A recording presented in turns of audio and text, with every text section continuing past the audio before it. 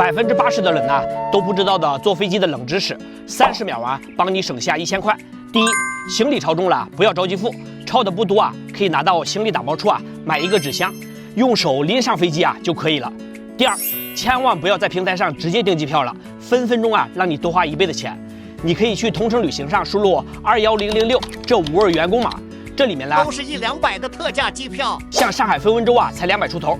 酒店呢，你就搜20066这5位数，全是5折起的大牌高分酒店。你们平时都飞哪儿？趁视频还在，赶紧去试试。